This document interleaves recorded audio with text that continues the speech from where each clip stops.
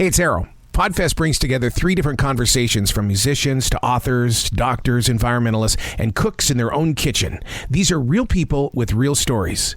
Podfest 41 features U.S. Navy SEAL Clint Emerson, author of the book 100 Deadly Skills. Then a very up-close conversation with one of the biggest voices from the 1980s, Mr. Colin Hay from Men at Work. Then we'll wrap things up with my 2016 conversation with comedian Erik Griffin. Now, what makes this conversation pretty funny and very rare is that I was using my radio voice on a podcast. I was just making that transition and thought, oh, radio voice, radio guy. Yeah, my God, it was so bad. Podfest 41.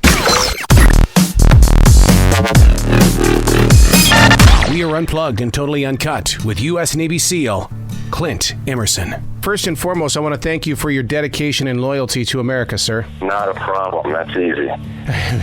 You know, in this day and age, is it easy? Oh, well, I guess it really depends on where you're at, what you're doing, and what's lurking around the corner. Lurking around the corner is what your book is about. It's 100 Deadly Skills. You have created a masterpiece of trying to keep peace of mind. Yes, trying to get people to acquire the knowledge, increase awareness, so that when, bad luck comes their way, they've increased their survivability. How numb have we become as a nation? And the reason why I bring that up is because my wife and I now are getting into these conversations where we say we're going into a group of people. If we don't make it to the other side, you know that we'll meet somewhere else again. That's not normal conversation, sir. No, it's not. But it is very vigilant, and at least you're aware of it, and that's kind of the first step. After that, it's, being more preemptive and proactive with your actions so that you don't find yourself in a bad situation just because of a wrong left turn. One of the things that I'm noticing a lot is, sure, security is higher in buildings, but I can't even walk into a building with something as simple as a Kubotan in my pocket because you don't know what's going to happen inside. Yeah, you're right. It's especially when you're talking about like these conventions going on. The nice thing about buildings and convention centers is that at least there's perimeter, there's walls, there's guards that are, checking everything. And so you hope that everyone is being vetted properly so that you're not giving up your survival tools, but someone else is getting in with a gun. So there's obviously a give and take there. One of the things that you talk about inside your book is that you should stay away from the center of where people have gathered. Why is the center point the most dangerous side? It decreases your visibility to the entire 360 degrees around you.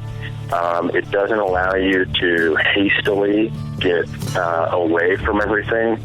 And usually if you find yourself in the middle, just by the nature of mobs and crowds, you'll slowly get pushed towards whatever it is they are moving towards, which is the line of conflict. And if that line of conflict is either barricades or law enforcement, it's all the things you don't want to be near. So it's almost hitting an ocean wave then. I mean, you lose control. You do to a certain degree, and if it's an emotionally charged crowd and it becomes violent, now you've really put yourself in a bad place.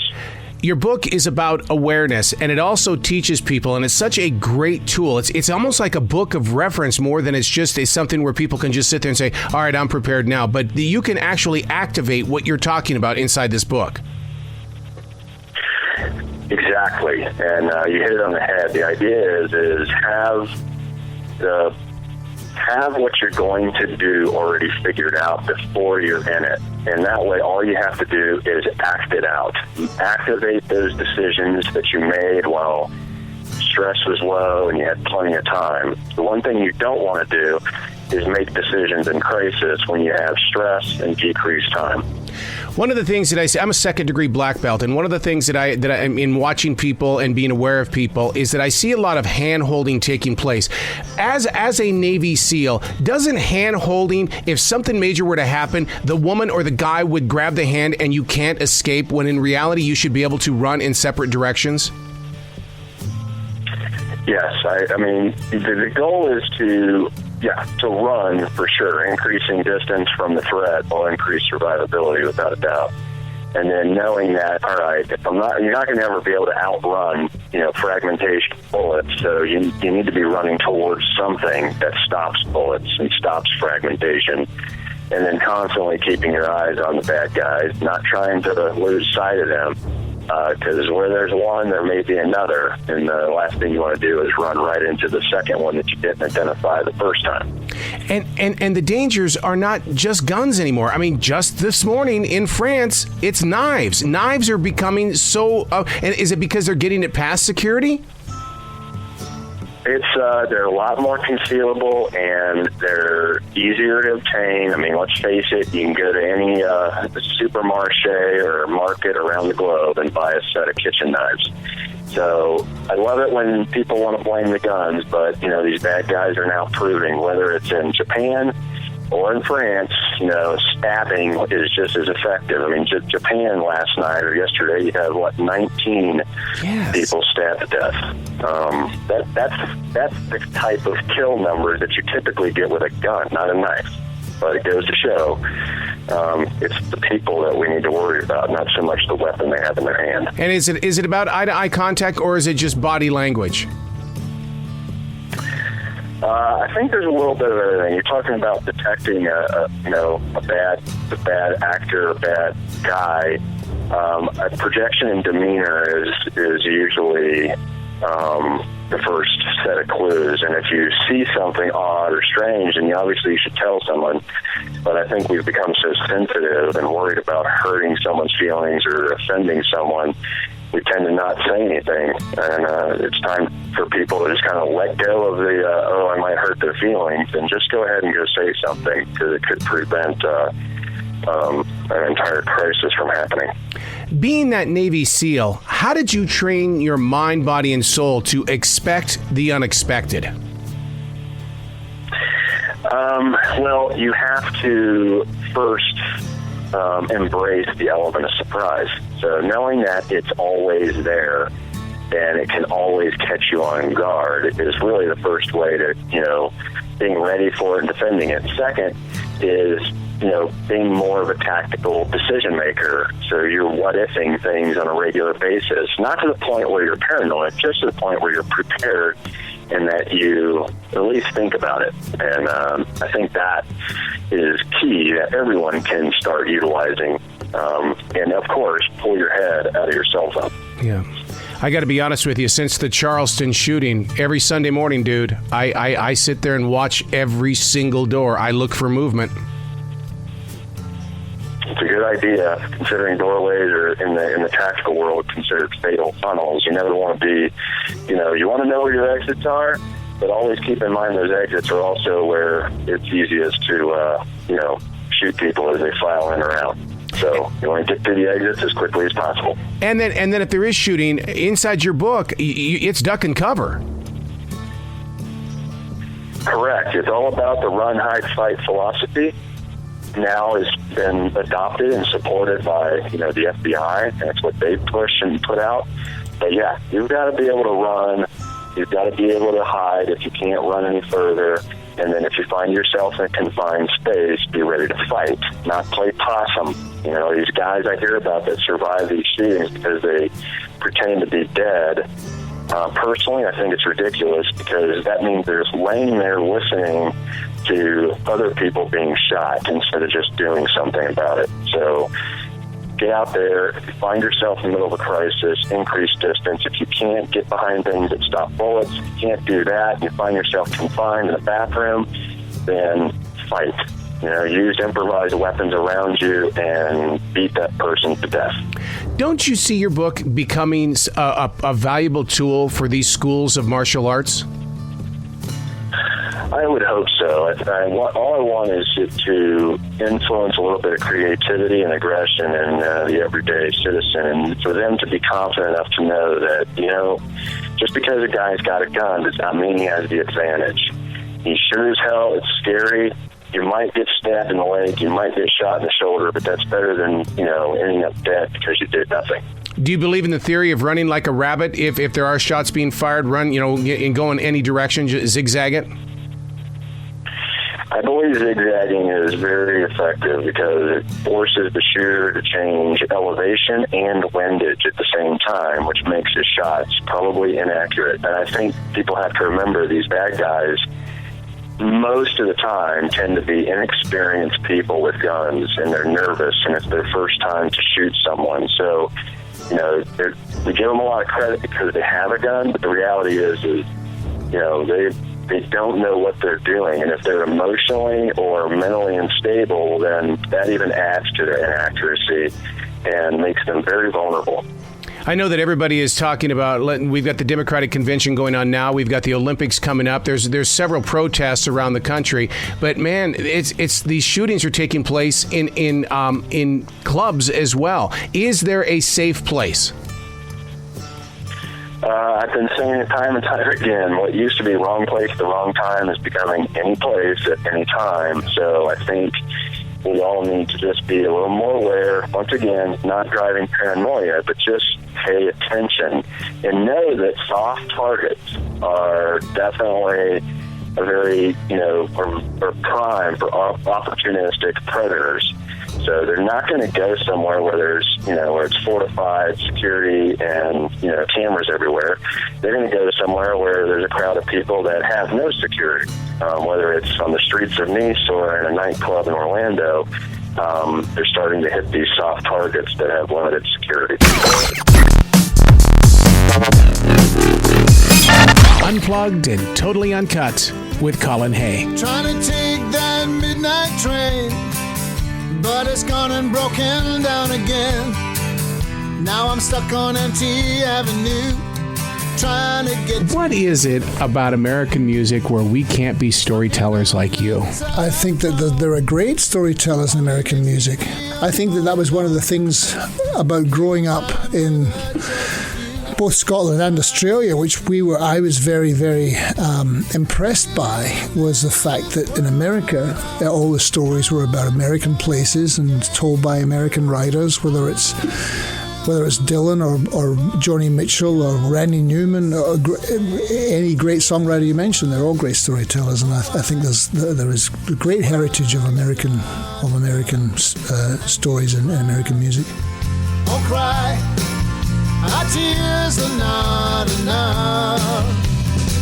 Through firestorms and hurricanes, I'm 16 hours on an airplane, 10,000 miles of ocean view, trying to get to you.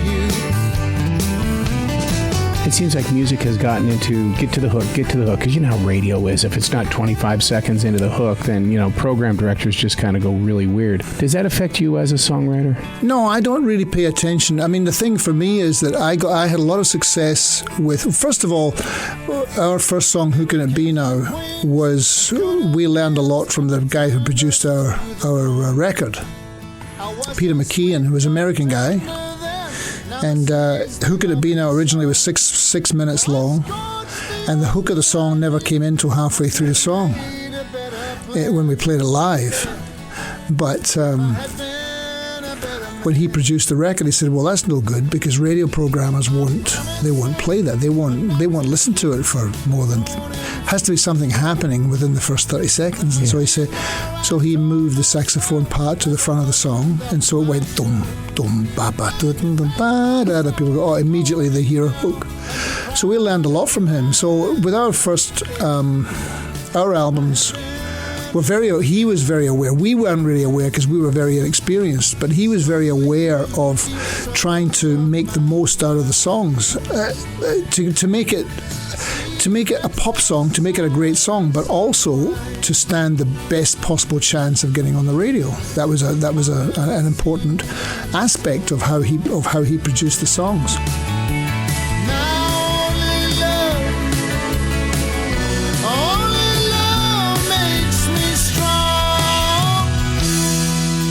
Charity, I took as mine, I claimed it as my own. I followed my ascending star to far away from home.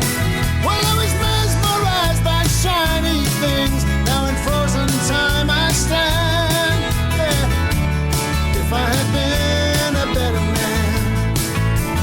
since that time, we made 3 albums. 2 of them were very successful, and I've made 12 albums since then, and none of them have been commercially successful. And I suppose in the back of my mind, I'm not so much thinking about radio, but I'm thinking about how to say more with less, trying to make the most out of a song, which does entail, if there's a memorable hook, you want people to hear it, so you play it in an opportune place, and you also play it on an instrument that's interesting to listen to. I mean, a whole lot of choices like that. But I never really think about radio because, I mean, I haven't been played on the radio for of my new material for many, many years, and so, I mean, I would love to be played on the radio, but I have no control over that. And as soon as I start trying to think, oh well, what are people playing on the radio, or will they trying to tailor my music to that, I'll just go mad, I think, because I always think that there's songs on my records that would sound great on the radio, but they don't get played. So what am I going to do? You can't lose any sleep over it. Maybe you got lost at the 5 ways, took a wrong turn just like always, or did you just take the long way home? I hear the wind blow through the pine trees, I watch the frozen lights come into view. Stars above, they don't align me. Acoustic guitar has been a part of your life from the very beginning, hasn't it? I love the acoustic guitar. Yeah, when I was 14, I started playing acoustic. I feel it's a natural game for me. Now, on your new album, are there acoustic pieces on it to where people can really connect with that? There's one or two, but it's mainly an electric record. But there's acoustics all over the record. Yeah, absolutely. Or did you just take the long way home? There's an energy about you that really brings people to you, and it draws them into the storyteller type. Are you a storyteller, or are you a songster in the way of, you know exactly how we're going to react? No, I just try and write the best songs I've got. I mean, when I start to write songs, I just try and write the best songs I have. I don't think, oh, well, this song's a story. I'd be glad to give back all I've ever owned if I could have seen into the future. If only I had known. Behind these walls of separation, I have learned to live alone, but I want you. I co-wrote 6 of the songs on the last record with a friend of mine, and he would come round and have a musical idea, and he'd go, listen to this, and he'd play it, and he'd go, I got one line, trying to get to you, that's all I got. And I go, okay, and play it again, keep playing it. He would just keep playing it, and I just wrote out the lyrics, and in 45 minutes we had a song. So you're not thinking, okay, you're not thinking analytically or academically, you're just thinking, okay, what is this? And in a lot of ways you follow the song. You try in a lot of ways. You get some idea, and sometimes a song will dictate to you what it's about. Sometimes it'll take you down a different road, and sometimes you have to just get out of your own way and not be too pedantic or too laborious about it. It's you I have to find. My back is up against the ropes, only one way I can go, and I want Yeah, because your songwriting has always reminded me, as I have ink on my fingers because I write. So therefore, it's almost like, are you a writer in that way? And that's the reason why your songs, really, they're ageless. I write things down, but I also use a computer. I don't care. I do whatever's handy. I'm not that fussed.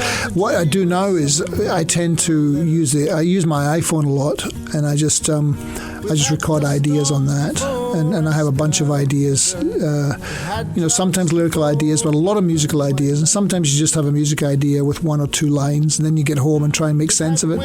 And the ones that have something, where there's something there, they usually stick, and you usually work on those. But the important thing for me now is to actually record them, because sometimes I'll come up with an idea and I think I'll think, oh, that's good. That is so good that I won't forget that, but I always do. So I never used to when I was in my 20s. I used to remember stuff, you know. But now I don't. Now I just, sometimes I listen to something and I go, I have no memory of coming up with that, you know, but I know I did because there's nobody else in the room. What do you do in that situation when that happens? Because, I mean, there are times people... Who did that? I thought it was me. it's my voice. I guess I did it then. Yeah, right. We'll eat, drink, and be merry. Yeah, next year, people wait and see. Where next year, people, you and me.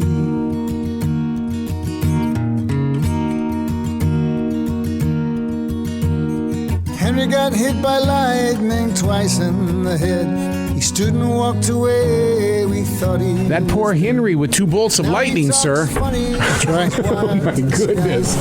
Walks for miles and miles and no one knows why. The bankmen, they came and wrote things down on paper. We all went outside and just stood around. We were glad when they left. They brought nothing but heartache, and the seed we had planted, it stayed. When you're recording at home, does that give you the freedom then to you can step in there, or do you have to have, like, I call it the separation between church and state, that I have this amount of time to go in the room, or can you be sitting in the backyard going, I feel it, I got to go now? Not really. I'm not really one of those people, but I like to have more discipline now than I used to have. But I tend to give yourself a certain amount of time, you know, to do that, and not have the telephone and not be checking emails and stuff like that. If you're writing songs, but a lot of the time I work by myself, so I go downstairs and I just go into the studio, and you have to give yourself permission to fail. Hey, can't you see just a little bit before you leave? Hey, can't you leave a little taste just for me? You know, you have to go, okay, I'm going to be here for 4 hours and nothing might happen. But you have to stay there for the 4 hours and you have to play.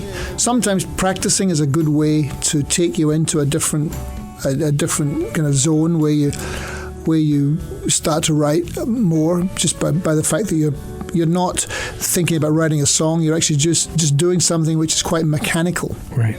Like playing a scale or playing a chord that you're not used to, and it'll take you somewhere else. And then all of a sudden you find yourself, maybe coming up with something that you wouldn't ordinarily come up with, because that particular relationship between notes or something takes you into a different area. So, but however you do it, some people write with grooves, and I tried that for a while. Where, because you have so much potential, you have machinery, you have drum machines, you have all kinds of technology that can help you write songs. But I would end up with 40 or 50 ideas and nothing finished. So I try to just not turn the machines on now. If I'm writing something, I just try and finish it before I record it. And then I get people to come up and go, here's a song, and you record something that already is a song, as opposed to going, well, you'll like this once the lyrics are done. Let's record this, this will be great. One day it will be good. Not today, but later on. Yeah, because that's what Picasso used to do. Picasso would do it a little bit at a time. Come back next week. I'll give you something else. It's like, no, show me now.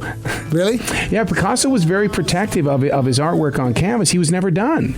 So, are you ever done with a song? Yeah, I mean, well, the thing is that, a song exists in very bare, you can write a song and there's nothing on it. Just play it on piano, sing it, and there's the song. It doesn't need anything else. And but then you can orchestrate it, and you can have, you're talking more about the arrangement of a song. I watched you sleeping as you drifted away. Love's for the keeping, I still hear you say. Some people keep going with songs because maybe they're not very good, and they think, well, I'm not really sure, I'll put this bit on it because that'll make it better.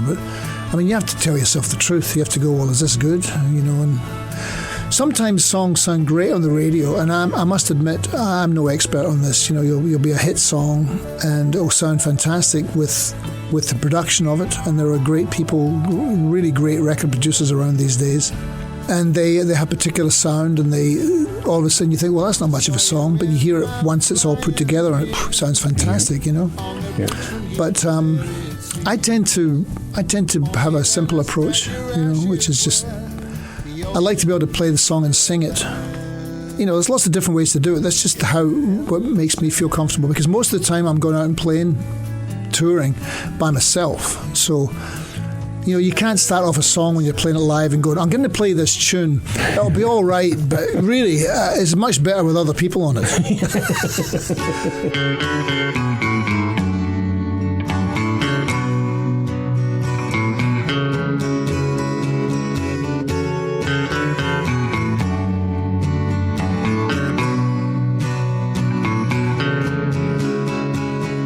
Fan the fires of love that burn in our hearts eternally.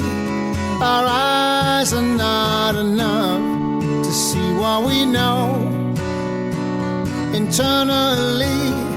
And how when you're creating your music, especially your new collection of songs, is it the modern way where you invite other musicians to send their tracks to you, or do you get to do the one-on-oneness with the band and stuff when they're in the studio with you?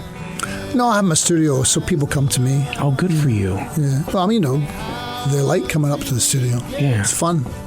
Yeah, because it is about that connection. I mean, I have done that. I mean, I have sent some stuff to people, and they send me their stuff back. As a guy who, sometimes you do that with strings, or sometimes people go, oh, well, send me the track, and I'll you know, no, nothing wrong with that. But it's the bare bones of the song in terms of the rhythm track. You know, I have people come up and play drums and bass and guitars, and we record it in the studio. And now we can almost hear it. Sometimes we get near it when time stands still. And I still don't understand it. Never could have planned it. Oh, and where lies the love? And how do we get to there from here? Where do you think your real artistry is? Is it writing the lyrics? Is it playing the guitar? Or is it the man behind the control board? Are you three different people? Or is it that you hear it up here and you just know how to get there? Well, having a studio is at first, I mean, I do things mainly not by design, but more by necessity, by circumstance, you know. When I got dropped by MCA Records, as I was saying before, but I wanted to keep making records. But I didn't want to go and try and get a record deal and go into some record company with a 24-year-old A&R guy and go, please give me a record deal, because they wouldn't have given me one. You know, and I never had a record deal for 13 years. So I just did it myself, and I thought, well, I'm going to have to learn how to do this. So I just learned how to be an engineer over a period of years. So it's just necessity, and it's not that I particularly like producing my records, but whenever I start a record, I look around the room and there's nobody else there. So I think, well, I better do it because nobody else here. I would like to work with a record producer, but I don't really have budgets to pay people thousands of dollars to come and produce my songs, you know. But I also do have a fairly good idea of how I want things to sound. So, and I also have very good friends. I can invite a number of people, you know, a small number of people, but a number of people who will come up to the studio and give me very honest opinions about what's going on, you know. When did they'll say, what are all these guitars on there for? You know?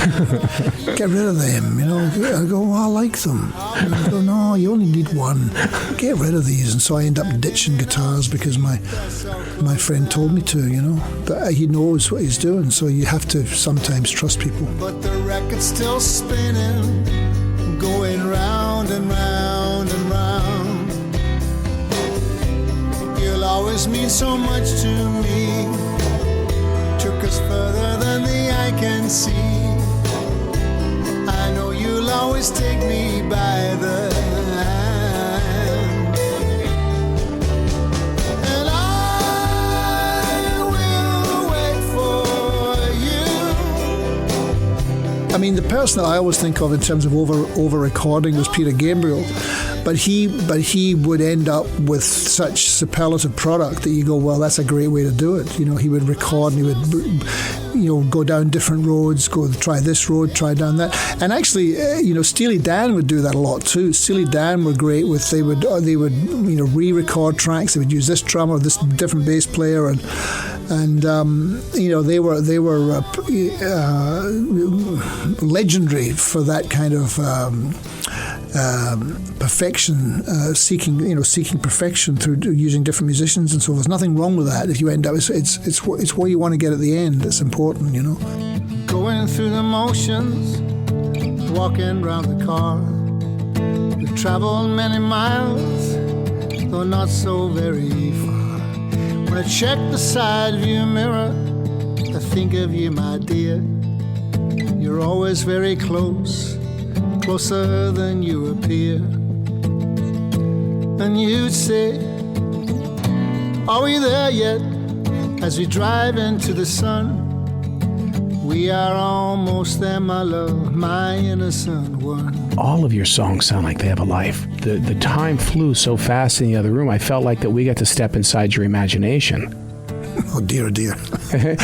Could you be where we were, looking up at you on that stage sometime and watch you, if you could separate like that? I mean, no, I have no interest in doing that. Really? No.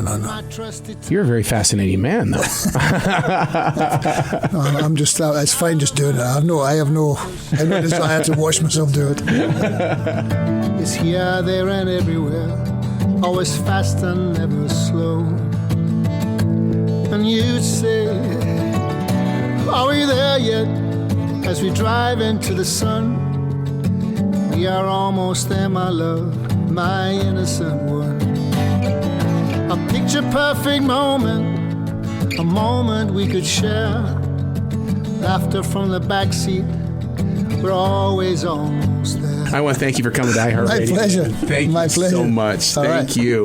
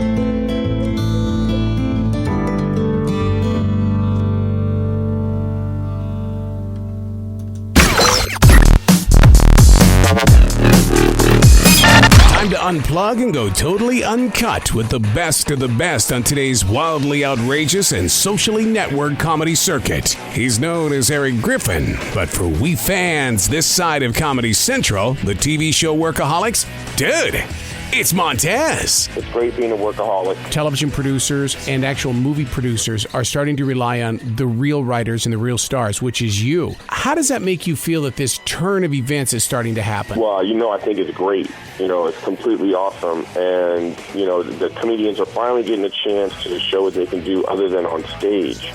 But we have to do our part, too. We have to go to acting class, and you have to be prepared.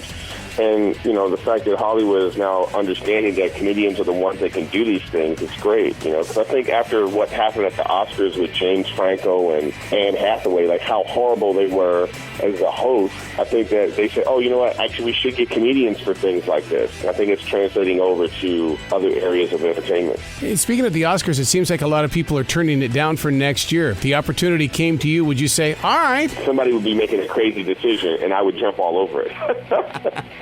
Would you look at, like Comedy Central being on cable TV and everything, is that the YouTube of television, do you think? It's not that they break the rules, it's just that when there's comedy involved, people think that it's going to be something crass or something inappropriate. But if you look at cable, FX and Stars and a bunch of other little smaller cable channels, they do some pretty risque stuff right on TV. Do you ever get to see the research of who's DVRing you? You know what? I have no idea. You would think they would know that, because I remember when Janet Jackson's boob popped out, they had a stat, the most DVR'd moment. So if they can have a stat like that, then that means they can keep track. Now in radio, we're always looking for hits and stuff on websites and stuff. As a comedian, do you find yourself having to write for the next viral video or the viral joke or anything like that? Are you forcing yourself to do that? Well, Twitter is making that, what you have to do. If you like to tweet, you like to tweet out stuff. If something current event happens and you want to get out there, Twitter's the best way to get it out there fast. Now there's Instagram with pictures and Vine with video. So that market is always there, and if you're a person that likes to interact on social media, then you have to be on the forefront of that. And you have to keep up with the Joneses, as they said. When they said comedy was dying in the clubs, what do you tell somebody on how to become a survivor in your industry? Well, it is tough. I will say that, and the comedy clubs themselves are to blame. They're putting us out of business because they only want to book stars. But how do you become a star? You have to build a fan base. How do you build a fan base? It's supposed to be in the club. So that is becoming harder for younger comics to come up and actually get work. So I would tell people that, you have to be on the forefront of technology, whatever's going on out there. There are people that have become famous on YouTube and Twitter, and now there's going to be more videos like that. So, you have to get out there, continue to perform, continue to get your message out, and then hopefully it will translate and more people will want to see you live. That's the only thing I can say for now. And still the conventional way still works too, though. Do you find yourself wanting to go toward radio or to do anything for Saturday Night Live or anything like that? Because, dude, you're on the edge. When I was a kid, I used to play my mom's Shirley Bassey records, and I would tape them, and in between the songs, I would talk like I was a radio disc jockey. So I always wanted to do radio, and, we'll see what happens. We'll see where the future takes me. So what would be your fake radio disc jockey voice? I always be like, this is K. White. WHIT. And then I would be like, I just used to do that all the time. I was just like, this is your son coming at you live from the living room. At that time, like KRP in Cincinnati was on the air, was on TV. And that was like a thing, that was the thing. And every radio station would have some kind of call letters. Do other comedians do you guys critique each other? Do you have air check sessions? And do they make you sound like, because we call them Randy Radios when you start grinding your voice? Well, big comics talk. We're very brutal with each other, too, especially our friends. The closer we are, the more honest we are with each other. Do you still have those moments where a joke hits you and you make yourself laugh pretty hard? Oh, yeah, for sure. Yeah, I still enjoy comedy. Yeah, that's a good question. I do. I still enjoy watching comedy, and I still enjoy, jokes that I make. That I have jokes that I really love, even if other people don't love them. It's something that I love, so I laugh myself. But how do you practice it and put it up on stage? Do you write it down? How do you personally make sure that it becomes a part of your stand-up? For me personally, I just do it. I have an idea. I'm on stage for almost an hour. I could take a couple of minutes to work on something. What is comedy to you? That's how we deal with tragedies. We make jokes. That's just how we deal with it. We're not necessarily normal people. So, normal people in society, they feel like, I can't talk about this yet. But that's not how we feel. But laughter is a basic, common response to anything. People laugh at funerals. People laugh at weddings. People laugh because that is just a common response. People say the damnedest things. That's what I'm saying. There's comedy all around. It's just we're just like the town crier, relaying the message of what we saw. That's all comedians are, really. So you don't consider yourself a court jester. I love it. That's classy.